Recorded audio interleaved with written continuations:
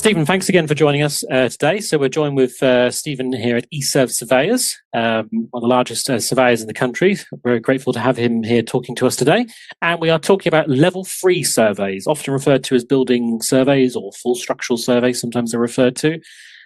So this is available to you if you're buying a house or a freehold property.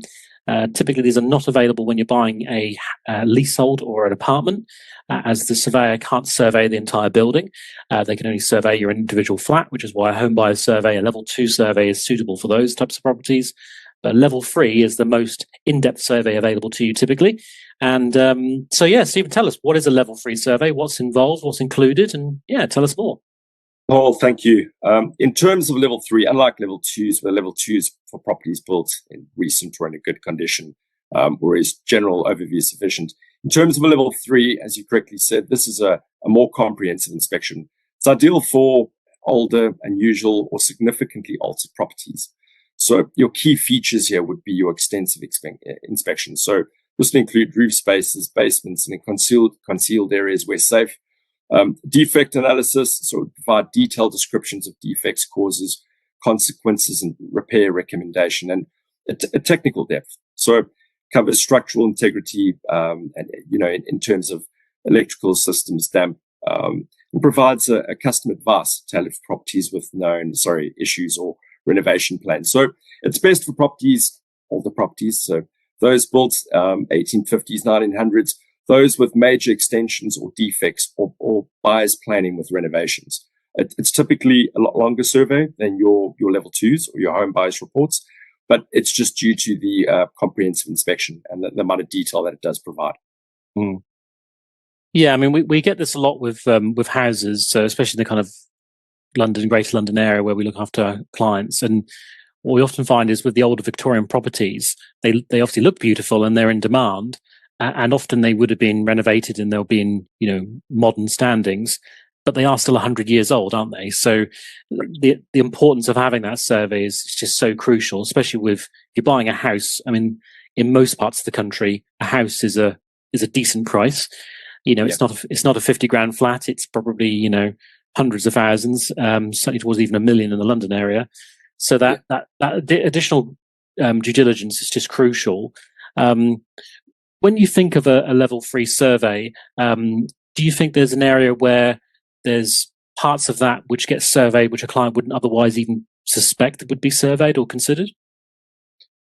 Potentially, if there are access to areas in terms where we could do it, most certainly. I think it's also important to touch on in terms of level 2s and level 3s.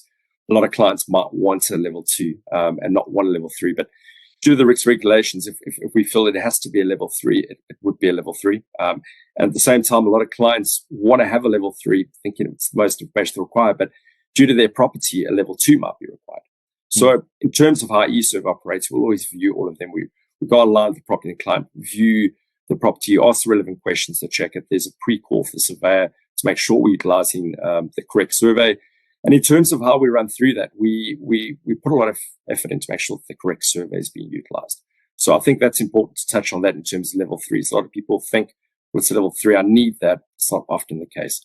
We always put a bit of due diligence in making sure the correct one's being utilized. I think that's a really good point, and I think that just goes back to eServe's kind of ethos and customer service.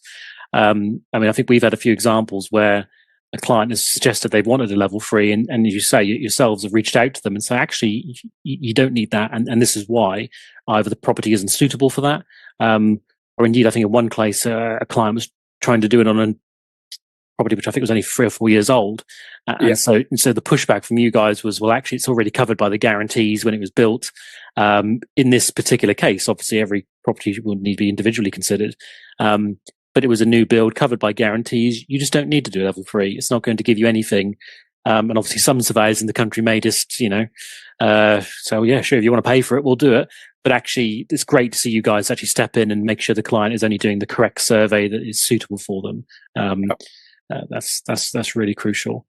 And I think also with the level 3, isn't it? It's just that additional confidence in the property from a professional who's used to seeing properties, and often these are typically local surveyors as well, so they know the area, that they know the types of property.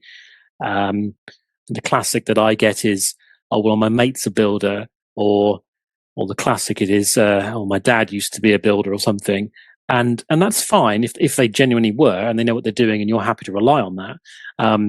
But often it can be not that straightforward. It can be, a mate's come round, looked around, kind of kicked the walls and gone, yeah, it looks fine. Ultimately, if it's not fine, is your mate going to underrate, the outcome and the liability of that? No is the answer.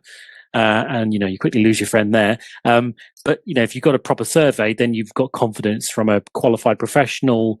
They're going to have all the due diligence they need to on the property done. So there's a confidence. It's a comprehensive report, which again you can kind of go back on to years later to go, well, what do we need to keep looking after in the property, or was this picked up last time? Do we now need to take action? So it's that kind of comprehensive care, isn't it, as opposed to just kind of whipping around and just taking pictures and saying it's all fine. Absolutely. And if there has been significant alterations that have been made, it's critical. It's critical to make sure that the level 3 goes to that due diligence and comprehensive inspection that it does to make sure that all is in order. And I think it's critical for the buyer to understand that in terms of it's not an upsell from a level 2 to level 3 in any way. It's a case of making sure that the correct survey fits the correct property for the buyer. Yeah, absolutely.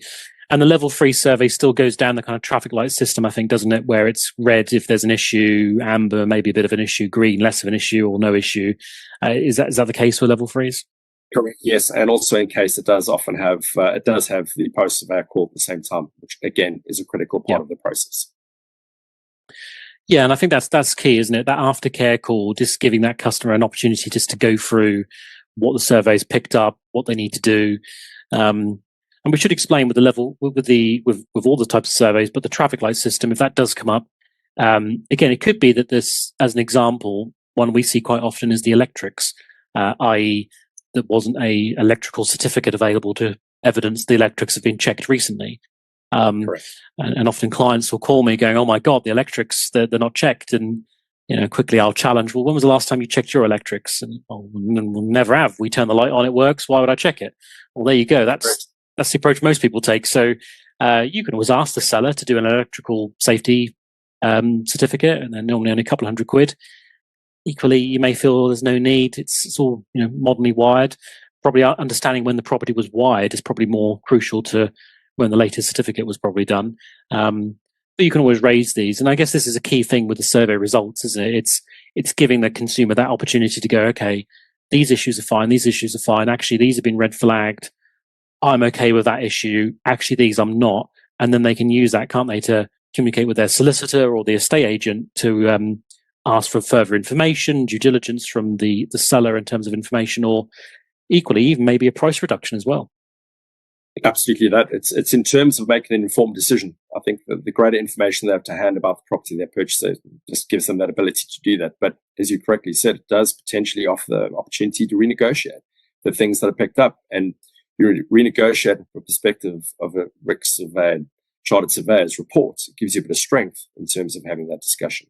So again, unbiased Stephen, talking about how important it is to have surveys, I think it's critically important. Yeah, no, definitely. Well, Stephen, thanks for covering the level 3s with us today. Really appreciate it. Thanks for your time. Paul, thank you very much.